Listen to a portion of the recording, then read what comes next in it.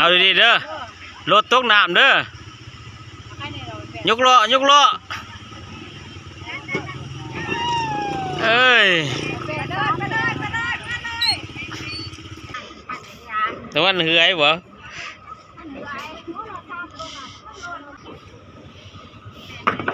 น้ำนี่เป็นตะน้อยเนาะเอ้ยเขาว่าเปิดให้เด้อเขาว่าเป็นเด็กเมื่อมันนอนโดด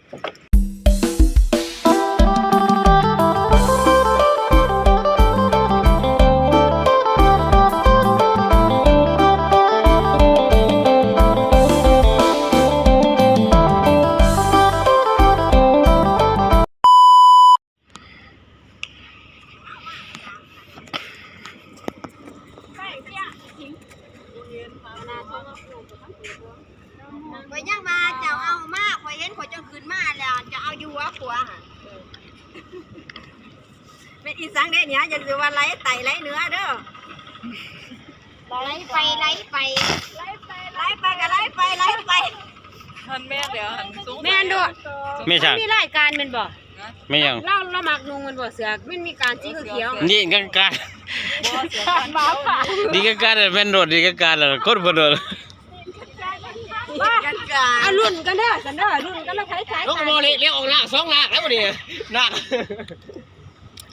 ซื้อรถเอาไว้คน10,000นี่รถผ้าขามเนี่ยซื้อรถ80ไปเอาลงครับเขาขอลงมาเป็นเขามันเนี่ยเขาสิเข้าเองเขาว่าจัดไก่ก็อาจะมาแล้วก็คือโอ้ครับเจ้ามาแล้วมาพักมาแล้วมาจืดเฮ้ยนับเนาะชื่อแต่อ้อยคนหักว่ะข่อยเห็นเป็นหัวงามที่ว่าจะเอาตั้งอีกอย่างแล้ว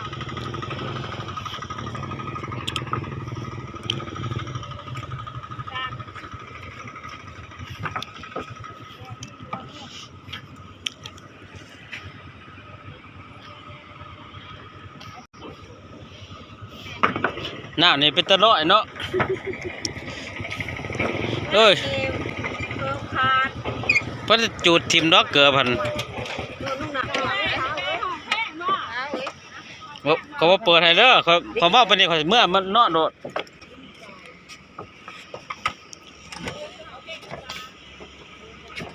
ไปนี่บ่มือไปเก็บดอกกระเจียว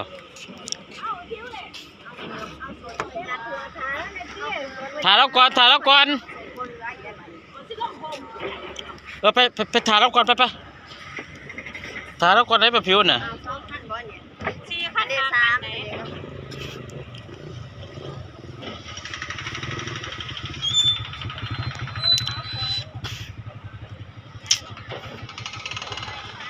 มื้อนี้บ่มีเวียกพี่น้องเอ้ย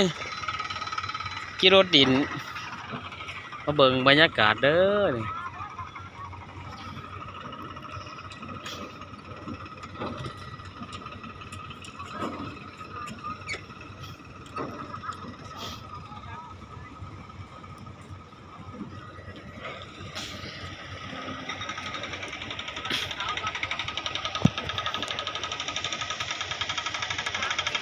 บรรยากาศชายแดนบ้านหังขวดชายแดนดักกัมพูชา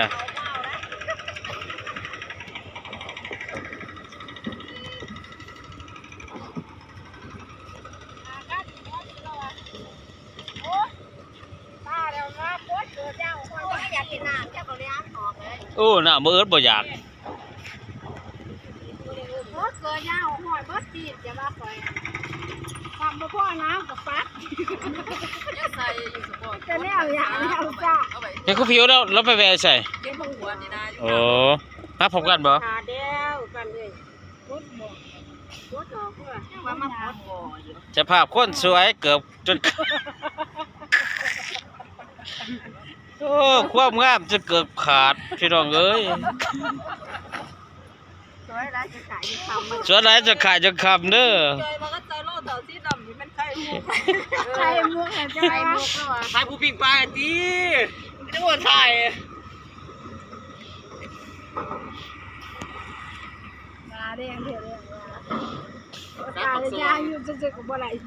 เซ่นาแรงประชาปช่อง ตาแดงก็ดาวปากซอง หน้าแรงแห้งหุด ซาบางซองหนาแดงบ่ได้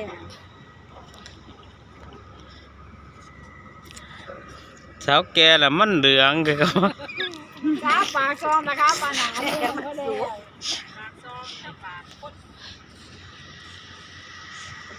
ก็ดีว่าจะมีหันเสียกับเก็บเอาไปไหนว่าเราซื้อโอ้ยเขาบอกเดียว เบิดบ่คันหนึงเบิดบ่ เบิดมาหากันมาวันแม่โทษใช่แล้วบ่หาเรา เจ้านายแล้วก็มาโอ้ยใจหอด เพราะว่าพอสิตัวจะว่าแต่จะบ่ทันมาบอกว่าถ่ายอยู่ท่าบ้านนี่เด้ แต่ตัวของวัวขวัญจะตีหัวได้ ซิโนมิซิโนมิ จะมาสั่นนอกบ่ แม่ ก็ทาเจ้าขี่รถจะคอยได้บ่เห็น อ้าวเดี๋ยวหลานมาถามพวกนี้ถาม ประเด็นก็มาถาม คนนั้นเขาไปแวะใส่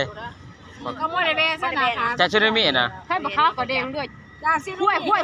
มันค่อยห้วยสิไปเฮือนจ้ะแม่ พวกเขาของแท้ได้พอนั้น เส้นได้ พวกเมื่อกันของแท้เราได้หั่น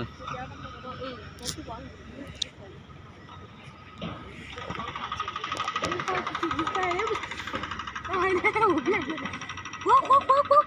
ห้วยใช่มือกูทันมามาจะได้ อ้าวเขาบ่ทันได้มาทางนั้นจ้าเถื่อแล้ว คำบักเลยพี่น้องเด้อคำบักโอ้ก็เฮ็ดเกลือนได้หั่น ถ้าจอดมันเป็นบนไหนมันเปบนใดก็ว่าบนเดียว มันผ่านมาตัวที่วาง วางลงทางข้าวน่ะเนาะกะวางลงทาง บ่หยอกไอ้มุบ่หยอกไอ้นุเด้อแล้วจะกินอายเนาะบ่สองคนใช่เหมือน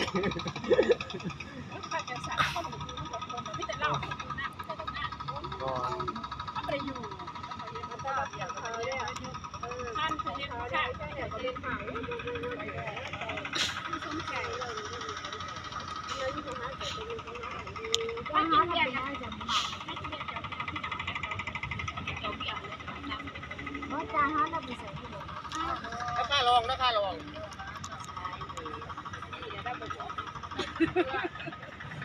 เป็นเงินราคาลอง มาสปิวก็เจ้าหัวนี่ ก็ปิ้วก็เสืองนี่ไปใส่ สปิวก็เจ้าหัว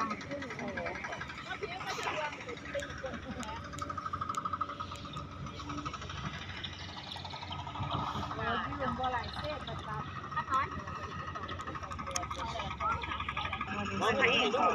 ำ ว่างหน้ามันนี่เบิ่งหน้าแดงอันเต็ม จันก็บ่ได้กินน้ำเมาเต้งบ่ได้กินบ่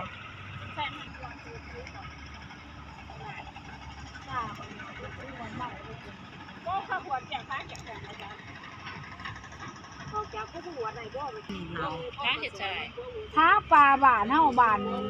แต่ละบานไม่ว่าท้าแล้วกุ้งก่อนกุ้งขาวกุ้งแขนท้าปลากุ้งข่อยมาคือกันกูเคยมาอยู่เขากุ้งแขนเคยมาท้าปลา แบบบ้านนอกเนาะมาทางเรื่องนี่ เย็นดีนะ เย็นนี้สบาย ยังมีคน มีรถมีลาเอ้ยมีครับมีปวดมีครับว่าฟันว่าฟัน มันแข็งแกร่งเลย มีครับเดี๋ยวนี้นี่ไม่ได้ผิวครับโอ้ยมานี่เพิ่นมาเขาจุ่ม มาสวัสดีเก็บผักอย่างนี้ ขอเลือดขอว่าให้เป็นข่อยผู้ที่ไข่มีเลยโอ้ยรถมาติด ไป โบ มา ราณ จูงเนาะข่อย ปลาเป็นทะเลบ่ปลาไปแต่กาแฟเข้ามาซื้อกันมาใส่จูงเมื่อจนหอดบ่า จุ่มน่าจะเลือดเพราะว่าให้เป็นข่อย รถนี่ห้องสมุนเนาะอีกลงมาเลย หายใจแล้วตายไหมจบหาย โอ้เขาว่าเอาเราพ่อหัวทำไมแกเป็นแก แดงมาข้าวว่าแล้วตั้งหนาวข่อยบ่ได้มา มาเดินหน้ากัน เอ้ย ผู้นี่ จะลดตัวก็หัวก็แล้วคงแล้วก็ข้าว อะไรยอดนี่ตะเกตะสิลาแกบ่แค่ร้ายซะ ไป แล้วก็รถขึ้นติขาว คือพอดีอันนี้ว่าตาย เขา บ ว่า อกกันรอกระถิ่นเกินกระถิ่นจบแล้ว อยู่นะบ่นำหาไม้นอนเอ๊ะทำไมเนาะบ่ข้าวให้ข้าวมันบ่จับ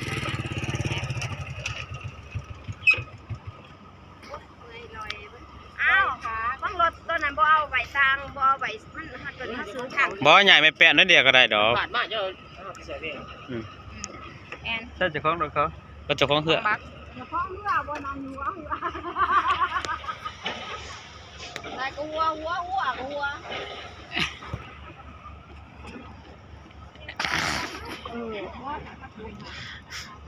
แต่ก็หัวโคกลมอุ้งโคกลุกคือ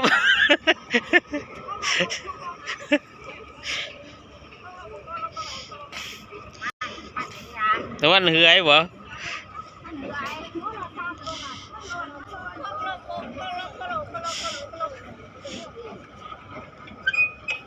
ขั้วบักเถิกทุกขั้วบักทัว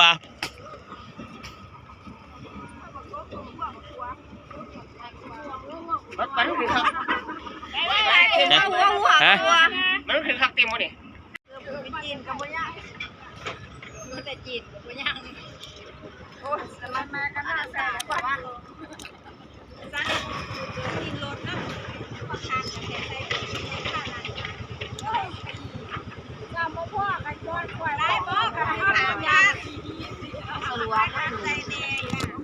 ใจพันเสร็จเลยเหนื่อยลอยใส่กล้วยแหละใส่แบบได้ก็ได้บ่รู้ปลาเขาลงไหนบ่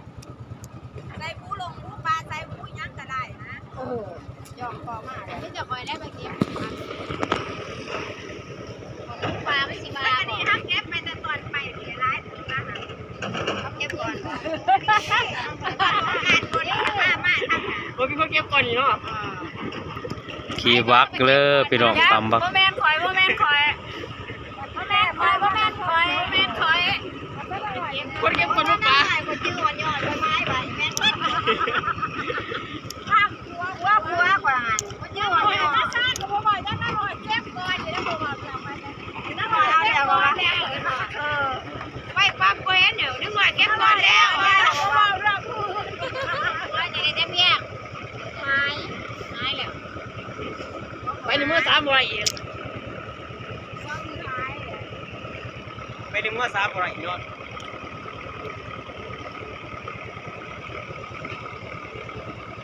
ใหญ่เด้อวันนี้ยังพอจะสะดำกับมานั่นสิลอยๆสิเด้มื้อนี้ ไงสมอ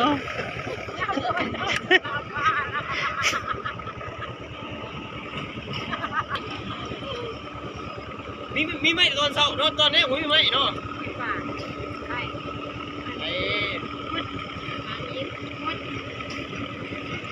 แต่ก่อนจะเบิ่งน้ำขึ้นอันนี้มันบุกเบิดแต่ว่า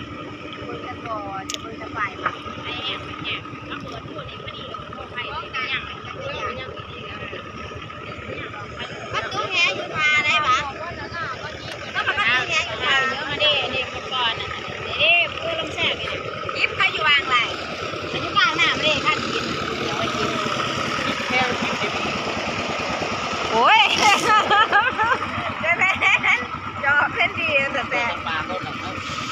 เย็บเขาอยู่หุ่นน่ะ ว่าละล่ะที่มันสิบ่ย่างกันมาปวด มันสนใจช่างมันเป็นบ้านเฮา ใช่เป็นวันเป็นใหญ่แต่ว่า อีพอจอ บัวยังไรหรอยังอยู่มุกแก้วนะเอามาไหมนะ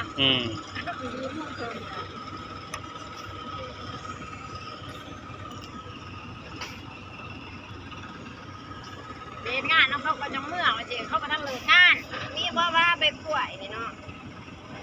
มิจะเป็นคนถามหายเด้อเว้ยไปป่วยก็บ่เห็นไปป่วยเดี๋ยวไปดิ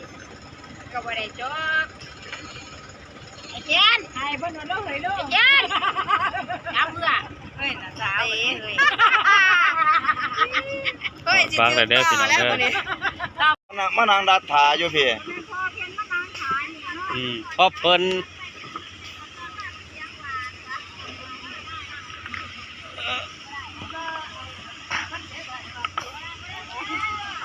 ค่าลอยแขน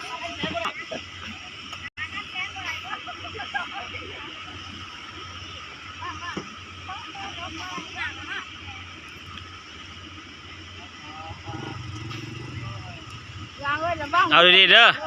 รถตกน้ำเด้อยกล้อยกล้อเอ้ย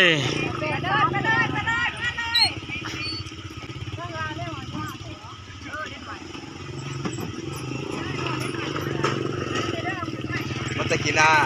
มันจะกินหน้าไปซื้อเล็กจะไม่เย็บแต่ทอดเดียวคางซื้อเจ้าอันเด้ มองได้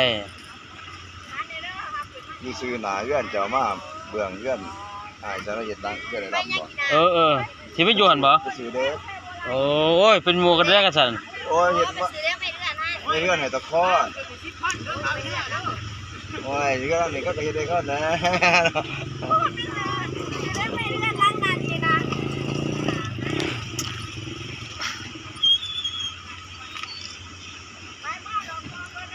เก ทาก่อนได้ทาก่อนหัวก็ยังนั่งทาอยู่นี่เนาะ